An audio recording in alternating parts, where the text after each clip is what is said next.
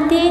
कल अपन ने सुना था कि मछली भी स्वयं को जीवन को ऊपर उठाना चाहती है, ऊर्ध्वमुखी होना चाहती है और उसको सहायता की अपेक्षा है कि कोई मुझे ऐसे सहाय मिल जाए कि हम ऊपर उठ जाए।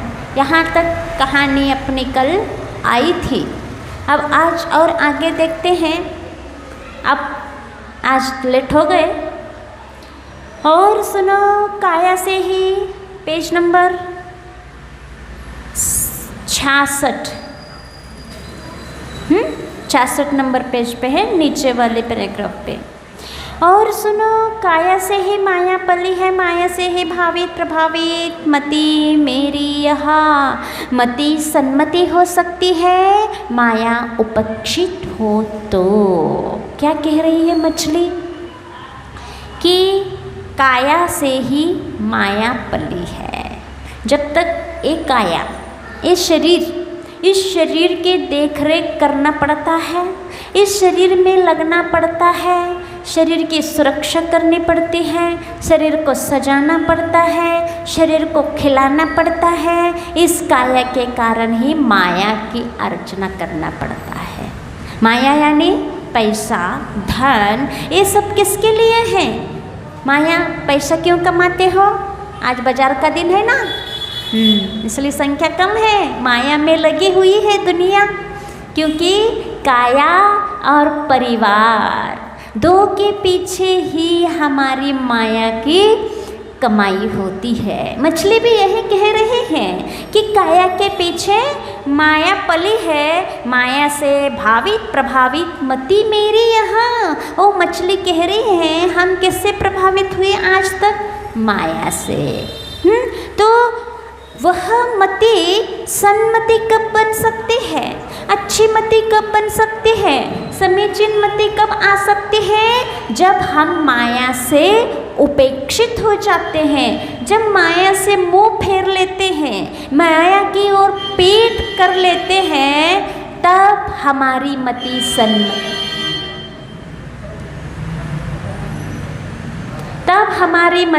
सन्मति बन सकती है। इसका मतलब यह हुआ, जब तक हम इस जड़ को, माया को हम अपनाएंगे, उसकी ओर मुख करेंगे, तब तक हमारी मति जड़ बुद्धि कहलाएगी, कुमति कहलाएगी। यहाँ ये आचार्य भगवान कह रहे हैं, जड़ को कमाने में जिसकी मति लगी हुई है, वह मति सन्मति कहलाएगी कि जड़मति कहलाएगी? जड़मति। इसको स्वीकार करते हो? आप लोग जड़मति हो कि सन्मति हो? अरे जड़ कमा रहे, माया कमा रहे हैं और कह रहे हम सन्मति हैं। और यहाँ कहा जा रहा है जो माया से अपेक्षित रखता है, माया को कमाता है, वह जड़मति है। तो ये जो भी माया की ओर लगा हुआ सब जड़मति। और जितनी माया से निवृत्त होगा, जितनी उपेक्षा करेगा माया की, वैसी वैसी उसकी मति सुधरती जाएगी, सन्मति बनती जाएगी। अंधकूप में पड़ी हूँ मैं, कुरूपता की अनुभूति से कूप मंडूक सी स्थिति है मेरी, गति मति और स्थिति सारी विकृति हुई है, स्वरूप स्वभाव ज्ञात कैसे हो? ऊपर से प्रेषित होकर मुझ तक एक किरण भी तो नहीं आती। और मछली के मुख से निकल पड़ी दीनता घुली ध्वनि कि इस अंधकूप से निकालो इसे, कोई उस हंस रूप से मिला लो इसे। वो मछली कह रही है कि इस कूप में ही रह करके, इस कुआ में रह करके मेरी मति भी कूप मंडूक सी बन गई। कूप मंडूक मति समझते हो क्या होता है? कूप मंडूक माने संकीर्ण बुद्धि। हाँ, संकीर्ण बुद्धि को कूप मंडूक बुद्धि कहते हैं। इसकी कहानी ऐसी है, एक कुएं में मेंढक है ना, कुएं में तालाब में मेंढक रहता था। तो वहाँ एक हंस आ गया, तो वह उड़ने लगा हंस वहाँ से, तो वह मेंढक कहता है तुम कहाँ जा रहे हो? कहते मैं मानसरोवर जा रहा हूँ। तो क्या है वहाँ? कहते बहुत विशाल सरोवर है, बहुत बड़ा सरोवर है। तो वह उसमें से जो कूप में जो मंडूक था वह मंडूक कहते कितना विशाल, एक जो उसके आगे के पैर थे उसको फैला करके वह मेंढक पूछता है कि इतना विशाल इतना बड़ा है वो सरोवर? कहते नहीं, इतना इससे भी तुम लोग का मन नहीं लग रहा? यहाँ से बीच में कोई भी नहीं उठेगा, जो भी आएगा पीछे बैठेगा। गड़बड़ करते हो तुम लोग, सबकी यहाँ विचलित हो गई एक के कारण, सुन रहे हो? एक के कारण सबकी यहाँ समय बर्बाद हो गया। अब आगे से ध्यान रखना, जो पहले आएगा वो पहले आगे बैठेगा, पीछे क्यों बैठ जाते हो? ठीक, तो क्या चल रही थी, किसकी कहानी? आपकी कहानी तो हो जाए पहले। तो वो कूप में जो मंडूक था वो कहता हो कितना बड़ा सरोवर, मानसरोवर, क्या इतना बड़ा है पैर फैला के? वो हंस कहता नहीं, इससे भी बड़ा है। तो वो और पैर फैलाता है, इतना बड़ा कि नहीं और बड़ा। तो वो मंडूक छलांग लगाता है और कहते हैं इतना बड़ा है वो सरोवर? नहीं, इससे भी बड़ा है। वो मंडूक कहता है इससे बड़ा तो दुनिया हो ही नहीं सकती है, क्योंकि जो शुरू से जन्म से ही जहाँ पला है, जहाँ पुसा है, जिसके बाहर की दुनिया ही नहीं देखी है, वो उस दुनिया पे विश्वास भी नहीं करेगा कि इतना बड़ा दुनिया भी, इतनी बड़ी दुनिया भी हो सकती है। तो ये मछली भी यही कह रही है कि हम कुएं में रह कर के इतनी संकीर्ण बुद्धि मेरी हो गई कि मेरी मति भी कूप मंडूक जैसी बन गई। मैं इतनी विशालता, इतनी उदारता अपने जीवन में नहीं ला पाई। क्यों? क्योंकि ऐसा वातावरण ही नहीं मिला, ऐसी संगति मुझे नहीं मिली। इसीलिए ऐसे मुझे एक कोई किरण आ जाए और वह गति, मति, स्थिति सारी मेरी विकृत हो चुकी है। इसीलिए मेरा स्वभाव, मेरा स्वरूप मुझे कैसे ज्ञात हो, कैसे समझ में आए? ऊपर से प्रेषित होकर मुझ तक एक किरण भी तो नहीं आती, कोई आशा की किरण, कोई आशा की किरण दिख जाती है तो ऐसा लगता है कि हाँ अब हम कुछ ना कुछ मार्ग हमारे लिए यहाँ है। तो वो कह रहे मंडूक, मछली कि मुझे एक आशा की किरण भी तो नहीं दिख रही है। और मछली के मुख से निकल पड़ी दीनता घुली ध्वनि कि इस अंधकूप से निकालो इसे कोई, उस हंस रूप से मिला लो इसे कोई। क्या? हंस रूप से। एक तो ये होता है कि वो हंस जो मंडूक के लिए बता रहा था कि मानसरोवर बहुत विशाल है, तब वो उस मेंढक को ले गया था हंस मानसरोवर में। ऐसे ही मछली कह रही है मेरी मति को मंडूक बन गई है तो मुझे वो उस हंस रूप में मिला लो। हंस का आत्महंस भी हो सकता है, आत्मराम, शुद्ध आत्म, धर्म का हंस, उसे मुझको मिला लो, मुझे वहाँ ले चलो। इतनी संकीर्ण कूप से निकाल करके उस हंस में मिला लो। इस रुदन को कोई सुनता भी तो नहीं। अरे कान वालों, बस बहरे हो, सब बहरे हो गए हैं क्या? कान वालों को सुना रही है, सुनाया तो कान वालों को ही जाता है, बहरों को कौन सुनाता है? लेकिन जो सुनाने के बाद भी जिसको न सुनाई दे वो कान वाला होकर भी बेकान वाला जैसा है। कान वाला नहीं, वो बेकार है ना? तो वो जिसको अनसुना कर देता है सुनने के बाद भी। इसलिए वो मछली कह रही है मैं कितनी पश्चाताप, कितनी उत्सुक हूँ ऊपर उठने के लिए, और अपने आप में मैं रो रही हूँ। ये मेरा रोना एक क्या है? कैसा रोना है? अरण्य रोदन। हाँ, अरण्य रोदन माने घने जंगल में यदि रो तो कौन सुनेगा? जैसे सीता रोई थी, अंजना रोई थी, कौन सुना था? कोई नहीं सुना था। अपना कर्म का उदय उनको स्वयं भोगना पड़ा था।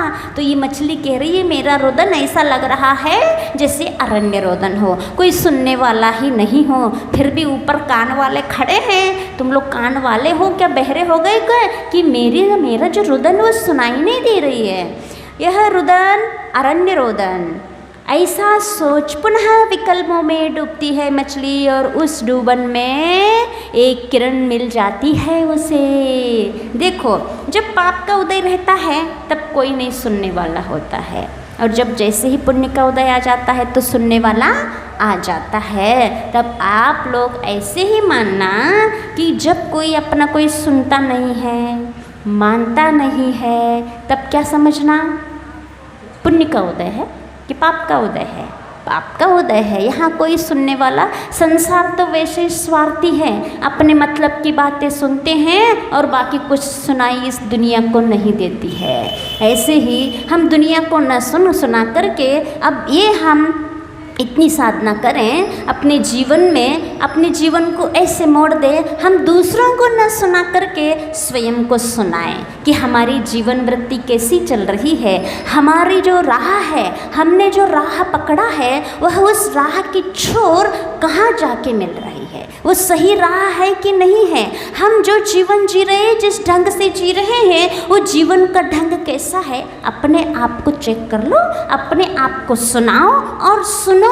दूसरों को नहीं सुनाना है, यहाँ दूसरों को सुनाना है तो उनको सुनाओ जो सुन सके। हर कोई से अपने रोना नहीं बैठना चाहिए, क्योंकि दुनिया इस पीड़ा को देख करके और ऊपर से नमक छिड़का देती है, क्योंकि दुनिया तो मज़ा लेने वाली होती है। इसीलिए अपना रोना हर किसी के सामने नहीं करना चाहिए, उन्हीं के सामने करो जो हमारी अंदर की पीड़ा को समझ सकता है और उस पीड़ा को समझ करके दूर कर सकता है। ऐसे कौन हो सकता है? गुरु हो सकते हैं, हमारे बीतरागी भगवान हो सकते हैं, और जिनवानी माँ भी हो सकती है। जिनवानी माँ कैसे? हम कुछ स्वाध्याय करेंगे तो उस स्वाध्याय से हमें ये समझ में आता है कि हमारी पीड़ा में, हमारे दुख दर्द में हमें क्या करना चाहिए। ये सीख कहाँ से मिलेगी?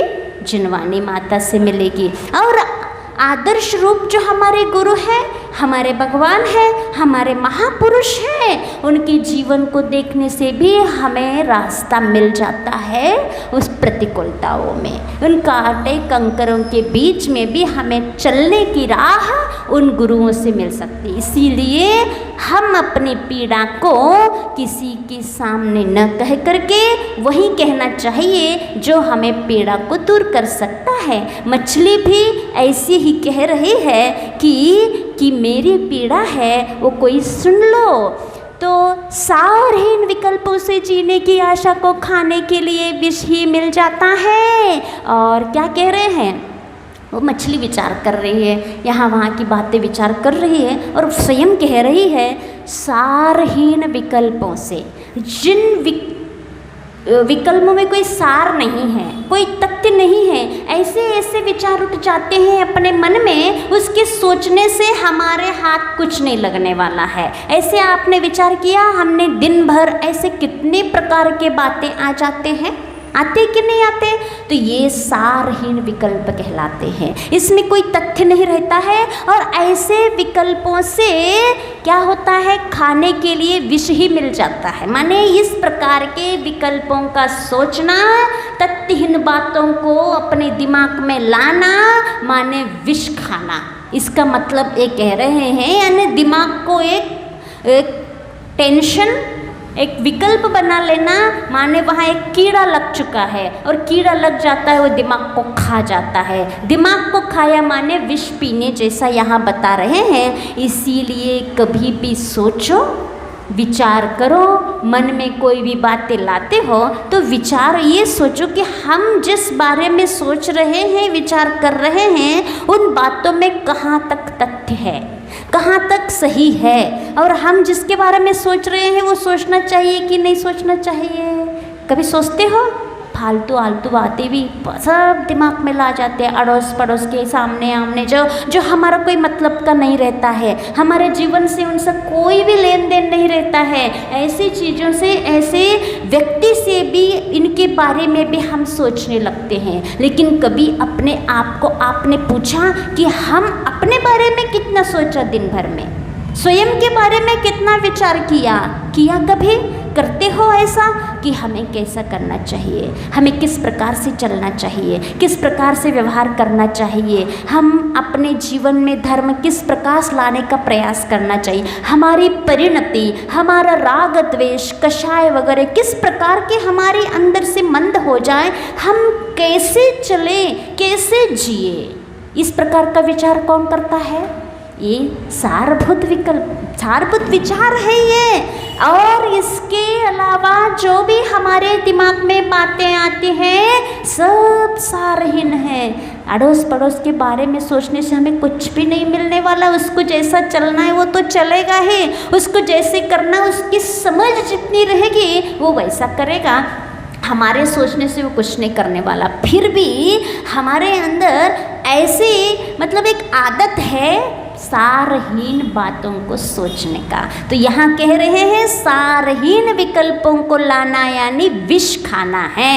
अब सोच लो हम दिन भर में कितना विष खा लेते हैं, और ये विष ऐसा विष है कि हमें कई बार मार देते फिर भी हम जिंदा है। हाँ, इस मतलब मारना माने अकेले प्राण निकल जाना ही मरना नहीं कहलाता है। हमारे अंदर जो राग द्वेष की बातें जितने बार उठते हैं उतने बार अपनी आत्मा मर रही है। इसको मानते हो कि नहीं मानते हैं? तो जितनी बार कषाय हम करेंगे, जितने राग द्वेष के ना ऐसे विचार आएंगे, उतने बार हमारी आत्मा मर रही है, हम उतने नीचे पहुंचते जा रहे हैं। ये विष खाना कहलाता है। तो और चिरकाल से सोती कार्य करने की सार्थक क्षमता धैर्य धृति वह खोलती है अपनी आँख दृढ़ संकल्प की गोद में कि बस कृत संकल्पिता हुई मछली ऊपर भू पर आने को। क्या मछली क्या करती है कि इस प्रकार से सारहीन वचनों से कोई मतलब नहीं है। अब करना क्या है कि इन बातों से हट करके अब हमें दृढ़ संकल्पित होना है। बात तो समझ में आ गई? क्या बात समझ में आ गई? कि हमें चलना सही राह है, और सही राह चलने के लिए क्या करना पड़ेगा? इन सारहीन बातों को साइड में कर करके दबा करके एक संकल्प लेना पड़ेगा। वो कौन सा संकल्प? अब यहाँ से चलना है तो कौन से राह, क्या मतलब कौन सी युक्ति करनी पड़ेगी, कौन से साहस धैर्य करना पड़ेगा कि हम यहाँ से उठ सकते। एन केन प्रकारेण करके हमें ये रास्ता चलना है, ऐसा करना है, माने ऐसा करना है, इसी ढंग से जीना है। इस प्रकार के हमें क्या करना पड़ेगा? संकल्प। संकल्प एक ऐसी शक्ति है जो हमें आगे बढ़ा देती है, क्योंकि संकल्प लिया है हमने। संकल्प ऐसा होता है कैसे? प्राण जाए पर प्रण न जाए, ये प्रण होता है, ये संकल्प। तो ये संकल्प लेने में एक शक्ति होती है, हवा जैसे आगे बढ़ाती रहती है। इसलिए वो मछली कह रहे हैं कृत संकल्पिता हुई और ऊपर भू पर आने को। ये संकल्प हो गया कि मुझे अब उठना है। ऐसे आप लोग भी संकल्पित हो जाओ कि मुझे इस ढंग से जीना है, ऐसे ऐसे धर्म करना है। कैसे धर्म करना है? जैसे पहले से चलते आ रहे सो चलते आ रहे, चल रहा है। उस उठ गए, आँख मिटते हुए नहाए धोए, और हाँ मंदिर आना है तो आ रहे हैं, और चावल चढ़ाया ढोक दिया, जैसे चलता आ रहा है। कोई उसमें समझने की कोशिश हम नहीं करते। अब ऐसा नहीं चलना है, अब समझ के चलना है कि हम क्यों आ रहे हैं, हमारा उद्देश्य क्या है, और हम कितना कर रहे हैं, और हम जितना कर रहे हैं क्या उतना हमारे जीवन में पर्याप्त है? हमारे आत्महित के लिए, ऊपर उठने के लिए जितना हम कर रहे हैं उतना पर्याप्त है क्या? आप अपने आप देख लो, सोच लो, क्योंकि जितना बड़ा रोग होता है उसका मेडिटेशन भी उतना ही हाई पावर का होता है। होता है कि नहीं होता है? इस छोटी सी सर्दी जुकाम आ गए तो छोटी सी दवाई दी जाती है, और बड़े बड़े रोग हो जाते हैं तो हाई पावर के। तो आपके पास कितने बड़े रोग हैं? कौन कौन से रोग हैं मालूम आपको? बताइए कौन से रोग लगे हुए हैं? बस एक को व्यक्ति को पता है कि हमारे पास रोग है, बाकी सब निरोगी बैठे हैं, स्वस्थ बैठे हैं। क्यों मालूम नहीं आपको आपके पास कौन से रोग है? बोलो तो सही। तो क्यों नहीं बोल रहे हो? भूल गई क्या? स्वस्थ समझ रहे अपने आप को? तो आपके पास जन्म जरा मृत्यु, ये कोई छोटा मोटा रोग है क्या? कब से लगा हुआ है? सच में जन्म तो अभी हुआ मनुष्य पर्याय में, अनादिकाल से कैसे लगा हुआ है? हाँ बताओ। नहीं, जन्म तो कई बार हो चुका है, मरण कई बार हो चुका है, अनंत बार, इसीलिए अनादिकाल से जन्म मरण लगा हो। और जो रोग जितना पुराना रहता है उसके लिए उतना ही प्रयास ज़्यादा करना पड़ता है, ये भी आप लोगों को मालूम होगा, है कि नहीं? जो तुरंत रोग हो जाता है और तुरंत उसकी इलाज की जाती है तो बहुत जल्दी ठीक हो जाता है, और जो बहुत लंबे समय का रोग रहता है तो उसके लिए लंबे समय का भी आयाम करना पड़ता है कि नहीं? ऐसा है। तो ऐसे ही हमारा जो रोग है जन्म जरा मृत्यु का अनादिकाल से लगा हुआ है, और हम क्या कर रहे हैं? इतना से एक आध बूंद धर्म कर लेते हैं और कहते हैं हमारा हित हो जाए, हमें सुख मिल जाए। ऐसा नहीं मिलने वाला है। इसका इतना बड़ा रोग है और बहुत लंबे समय का रोग है, तो हमें चलना भी कितने तेजी से चलना है, कितनी तेजी हाई पावर का दवाई लेना है, अपने आप को सोचना है कि हम जो कर रहे हैं, जितना कर रहे हैं वो पर्याप्त है क्या? जो हमें हर कुछ फैसिलिटियाँ मिली करने के लिए, मनुष्य जन्म, उच्च कुल, अच्छा वातावरण, अच्छी बुद्धि, हर कुछ मिला है, वो सब पाने के बाद भी जितना हम धर्म कर रहे हैं, जितनी जो रास्ता पकड़े हुए हैं वो कहाँ तक कितना सच है, अपने आप को देखना है। तो यहाँ दृढ़ संकल्प होना है कि मुझे इस ढंग से चलना है, जैसे मछली संकल्पित हो गई कि नहीं हुई? जो संकल्पित होता है निश्चित है वो ऊपर उठ जाएगा। अब देखना मछली कैसी उठेगी। नश्वर प्राणों की आस भाग चली, ईश्वर प्राणों की प्यास जाग चली मछली के घट में। क्या अब मछली के का समझ में आ गया कि नश्वर प्राण, उसकी जो आस थी वो भाग गई और ईश्वर प्राणों की प्यास जाग। अब हमें परमात्मा से मिलना है, परमेश्वर से मिलना है या नहीं? मिल जाते वहाँ जाके, क्या स्वयं बन जाते हैं, स्वयं परमेश्वर। भगवान बनने की ताकत हर आत्मा में है, यही कहलाता है परमात्मा से मिलना, पर प्यास उसकी जगना। फिर क्या? जड़भूत जल का प्यार निराधार कब तक टिकेगा? वह भी पल में हुआ पलायित, छूमंतर कहीं। अभय का निलय मिला, सभय का विलय हुआ मछली के जीवन में, यही से घटित हुआ विजय हुआ धन्य। देखो कहाँ से प्रारंभ हुआ इसके जीवन, कहाँ से प्रारंभ हुआ? जब उसको, मछली को ये समझ में आ गया ये सब नश्वर है, इस नश्वर में अब हमें आस्था नहीं रखना है, विश्वास नहीं रखना है, जो अविनश्वर चीज है उसको प्राप्त करना है, ये बस समझ में आ गया। जिस दिन उसको ये समझ में आ गया उसी दिन उसको विजय हुआ। अब क्यों? क्योंकि हमने विजय पाने का जिस दिन ठान लिया उस दिन समझ लो अब विजय में देरी नहीं है। क्यों? हमने ठाना है, हमने ऐसे चलने का तय किया है, इसलिए तय होने के बाद विजय निश्चित हो जाता है। ऐसे मछली ने दृढ़ संकल्प किया और वह ऐसे करने से यह जड़भूत जल का प्यार निराधार कब तक टिकेगा? वो कहाँ रहती थी मछली? जल में। और जल का प्यार कैसा था? आप लोग कहाँ रहते हो? हैं? बोलो। मछली तो जल में रहती थी, आप लोग कहाँ रहते हो? बारासिवनी में। उसमें भी कहाँ रहते हो?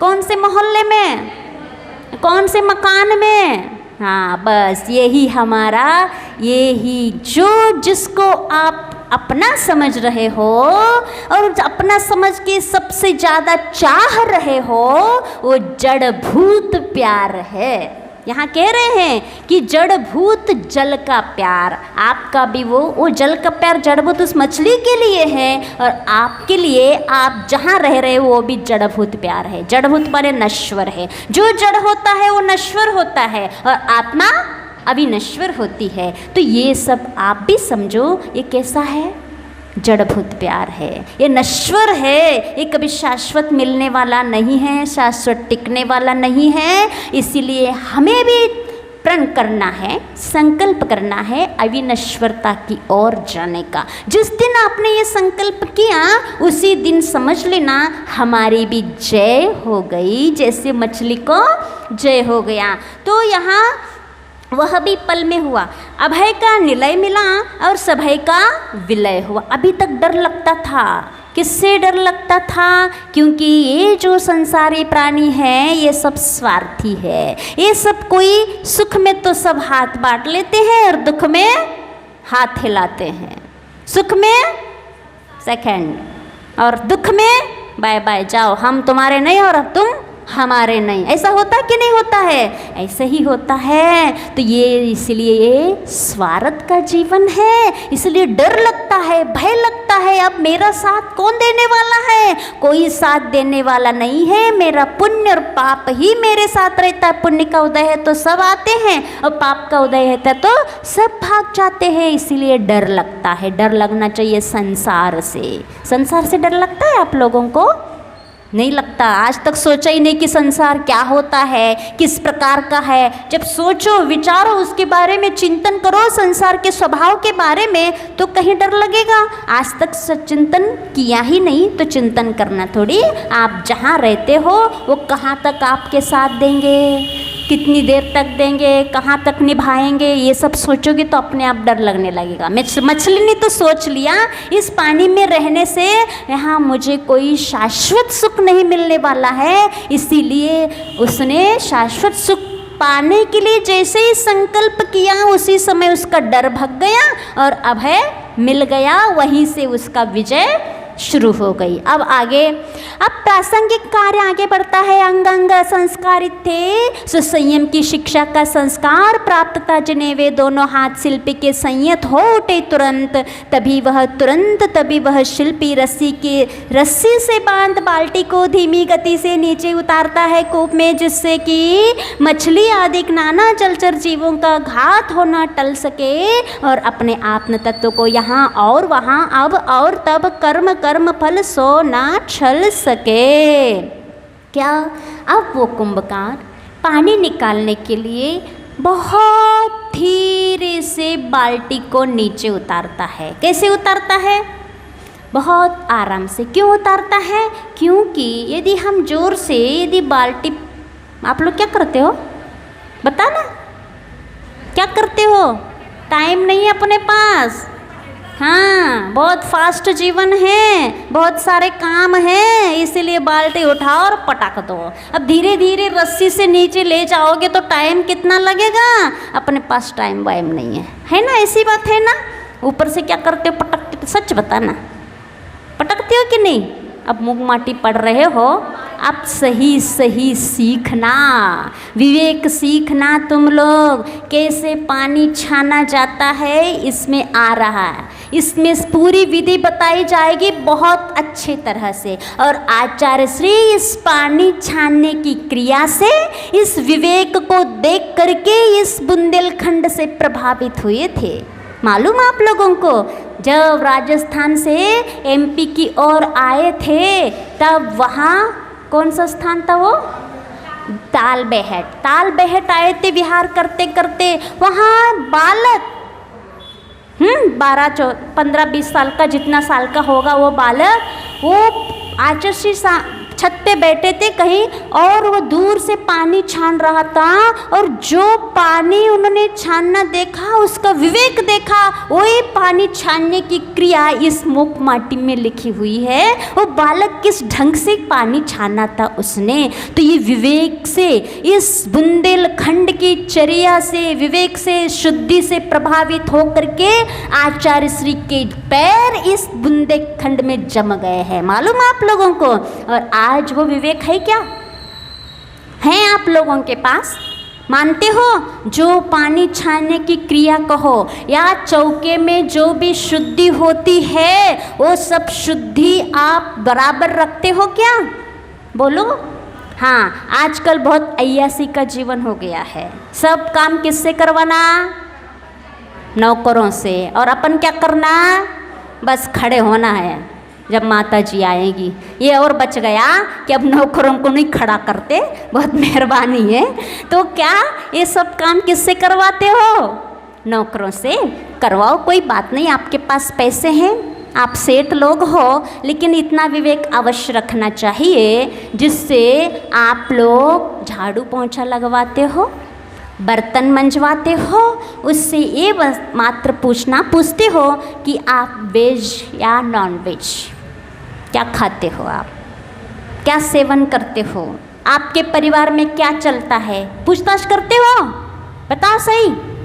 नहीं करते हैं। कोई करता है, कोई नहीं करता है, ये गलत बात है, करना चाहिए। और जो वेजिटेबल है उन्हीं को यहाँ काम देना चाहिए, और नहीं है तो उनको समझा के संकल्प करा। और घर में भी नहीं बनना चाहिए उनके, ऐसा भी नहीं कोई स्वयं न करते और घर में और कोई करता हो, ऐसे लोगों को भी आप बर्तन आदि मंजवाना नहीं चाहिए। सुन रहे हो कि नहीं सुन रहे हो? ये सब बताना आजकल बहुत ज़रूरी हो गया है, क्योंकि नॉन वेज इतने फास्ट बढ़ रहा है, कोई कुछ समझता ही नहीं है उसको। तो ये सब समझना। और चौका में भी सुनो, चौका में भी इतनी शुद्धि विवेक की रखना चाहिए। आप अब हमें यहाँ बताना अच्छा नहीं है, फिर भी अब जमाना ऐसा आ गया, क्या करें, बताना पड़ रहा है। आप लोगों का विवेक खो चुका है। आटा है, मसाला है, काय में रखते हो? प्लास्टिक में, झिल्ली में, उसके क्या कहते हैं उसको, पन्नी अन्नी में, प्लास्टिक के डिब्बे नहीं रखते। तो नहीं रखते तो बहुत अच्छी बात है, और रखते हो तो उसको सुधार लेना। हाँ, तो ये सब बातें जो विवेक, ये विवेक कहाँ था? बुंदेलखंड में। उस बुंदेलखंड की विवेक से प्रभावित आचार्य श्री हुए थे। हाँ, ये सब बातों का ध्यान आप लोगों को रखना चाहिए। अब चौके में कितने देखने में आते हैं बातें, अब क्या क्या बताएं, अब है ना। वहीं वहाँ कुएं से नल फिटिंग है, उसमें हाथ धोते नल से और बिना पोंछे काम करने लगते हो चौके का। नहीं करते ऐसा? ये सब विवेक, हाँ नहीं करते तो अच्छी बात है, और यदि करते हो तो उसको आप बहुत विचार पूर्वक, विवेक पूर्वक हर काम करना। और ऐसा नहीं करते सब चौका का जमा लिया और वो जो थी बाई उसको बुला लिया झाड़ू लगाने के लिए। क्यों ऐसा करते कि नहीं? जब चौका शुद्ध हो जाता है, बनने लगता है, तब बिना सोले वालों को अंदर प्रवेश ही नहीं होना चाहिए। ऐसा होता है ना? हाँ, अब होता है तो आप सुधार लेना, इसका विचार विवेक रखना। ठीक, अब पानी छानते हैं अपन, रात हो गई, छाने कि नहीं छाने? अब प्रासंगिक कार्य आगे बढ़ता है, अंग अंग संस्कारित है। हाँ, और वो कैसा डालता है बाल्टी?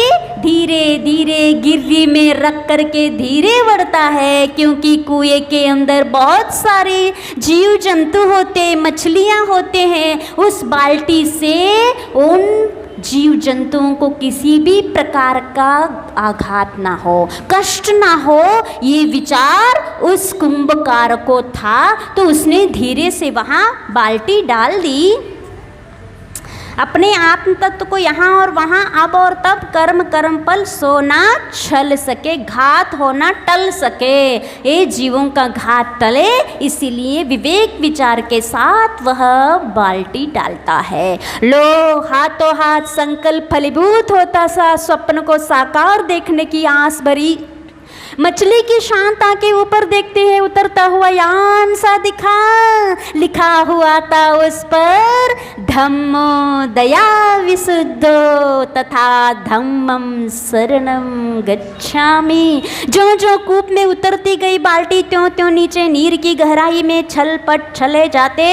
प्राण रक्षण हेतु मंडूकादिक अनगिन जलीय जंतु जैसे ही ऊपर से आते हुए बाल्टी को देखते हैं तो सब छोटे छोटे जीव यहाँ वहाँ भागने लगते। क्यों? उनको डर लगता है, पता नहीं इतना बड़ा ये यान जैसा क्या आ रहा है कि हमको कोई आघात न पहुँचा दे, मार न दे। इस प्रकार से डर इन छोटे छोटे प्राणियों के अंदर रहता है। और वो छोटे छोटे प्राणी जैसे ही वो बाल्टी को देखते, लेकिन बाल्टी के ऊपर क्या लिखा हुआ था? धम्मो दया विशुद्धो धम्मम शरणम गच्छामि, ये लिखा हुआ था। फिर भी उस लिखे हुए को कोई प्राणी नहीं देख रहे थे, कोई जीव जंतु उसको नहीं देख रहे थे, बस वो बाल्टी को देखे और भाग रहे थे। अब क्या होता है आगे कल देखते हैं। आचार्य भगवान श्री विद्यासागर जी महाराज की जय। हाँ, जो दीदी आई है ना, सबका लाभ लेना चाहिए आप लोगों को। आपको चातुर्मास में ऐसे ऐसे लाभ देने वाले कई दीदियाँ भैया जी भी आएंगे, तो उनका भी लाभ लेना चाहिए। लोगे कि नहीं लोगे? अब दीदी से आप निवेदन करो कि दीदी आपको कुछ बता दें। बहुत सारी अच्छी अच्छी दीदी बातें बताएंगे, आप लोग सुन लेना। हाँ।